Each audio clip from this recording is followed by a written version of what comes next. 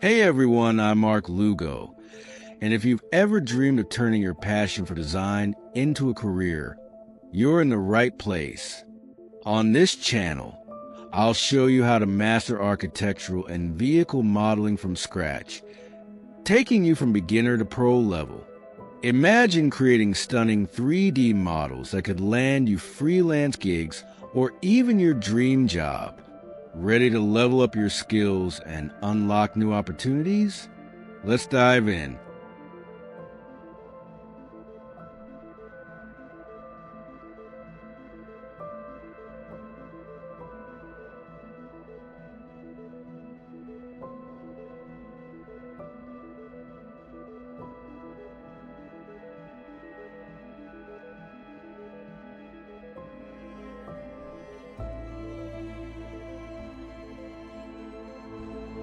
Hey everyone, welcome back.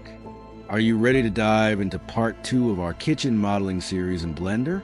I know a lot of you are excited for this next step, and trust me, we're about to take this project to a whole new level.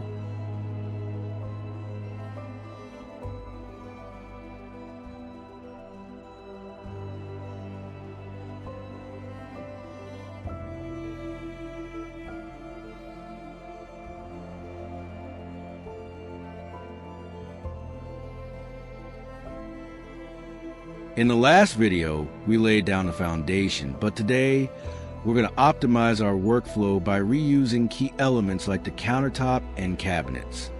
Why start from scratch when we can work smarter, right?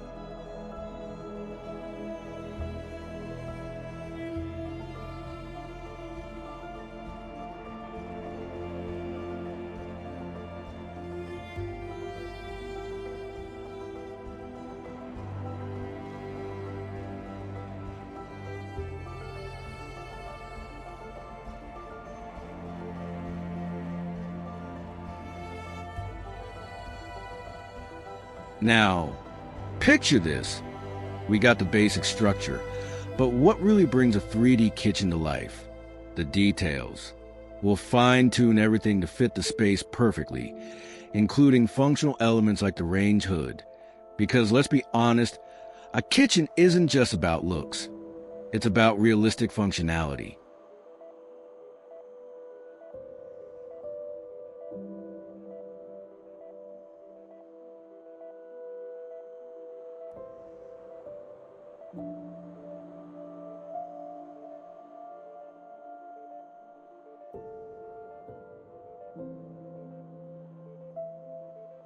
And speaking of functionality, check this out.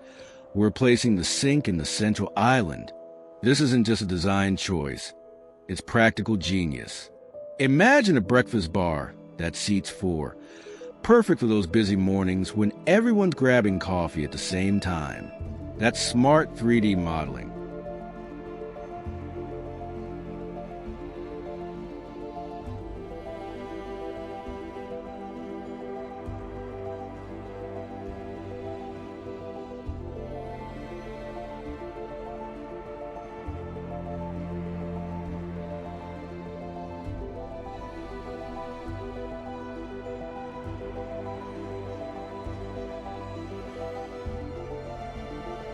But hold on, before we get too carried away with shapes and layouts, let's talk about something crucial, UV mapping.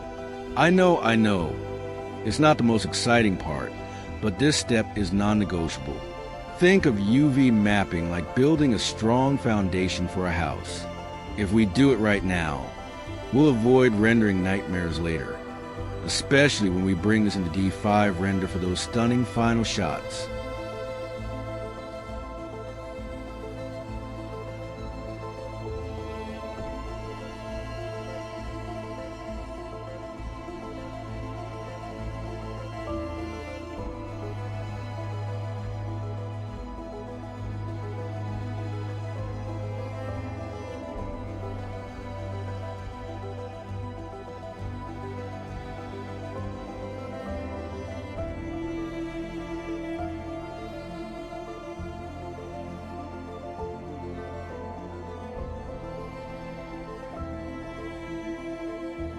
Now, let's chat about something that revolutionized my workflow: keyboard shortcuts. I've been in the 3D world for over 15 years, and I've used pretty much every major software out there. I started with SketchUp, amazing for architectural modeling, but when it comes to organic shapes, it has its limits. Then I moved to 3ds Max, which is a powerhouse. But here's the thing, Blender won me over for two big reasons.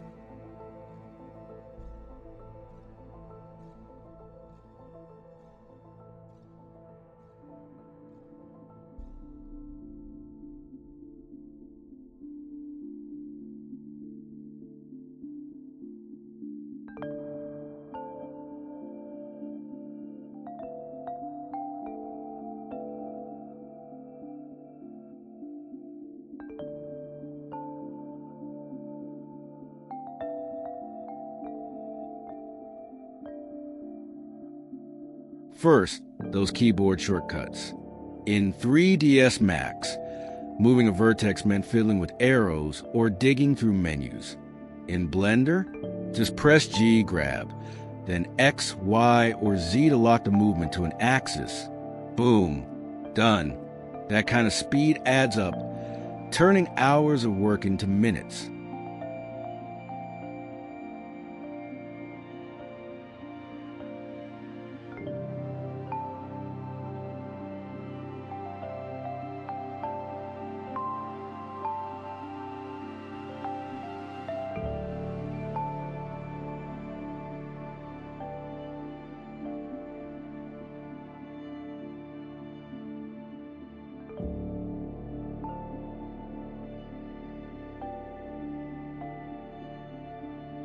And it's not just moving vertices. Shortcuts like Shift plus A, add object, Control plus R, loop cut, or E, extrude, make modeling feel like second nature.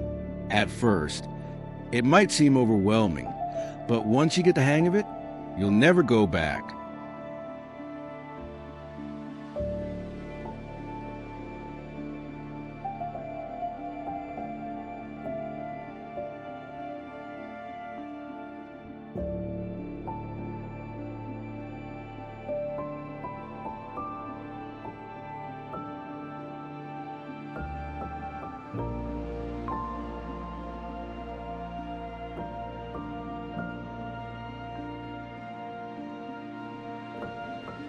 The second reason I fell in love with Blender, real-time material previews.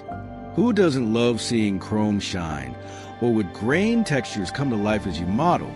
In other software, you usually have to wait for a render, but in Blender, with Eevee or even a viewport, you get near final quality visuals while you work. That's not just convenient, it's pure motivation.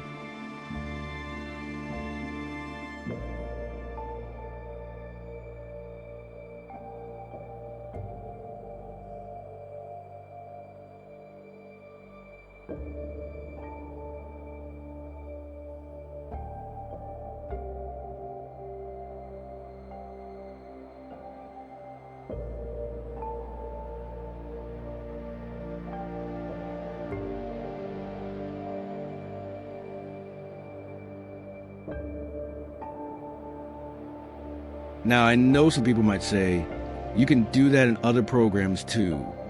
And sure, maybe, but the seamless workflow in Blender, nothing beats it. This isn't just me fanboying. It's 15 years of experience talking.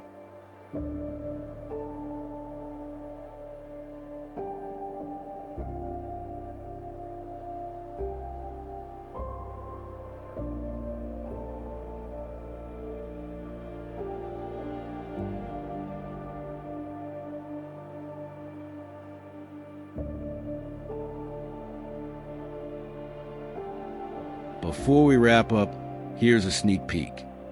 In the next video, we're lighting and detailing the entire ground floor to make it look absolutely stunning. So make sure you're subscribed with notifications on. You won't want to miss it.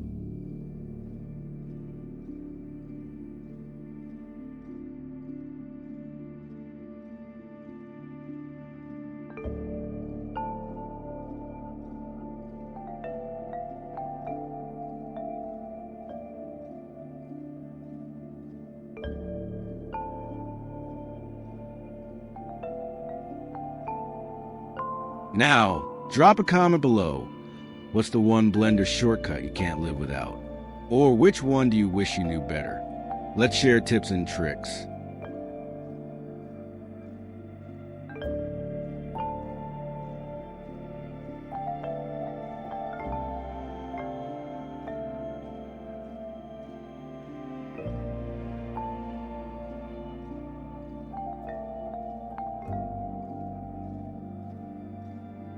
Thanks for watching, and remember, your only limit is your creativity. See you in the next one.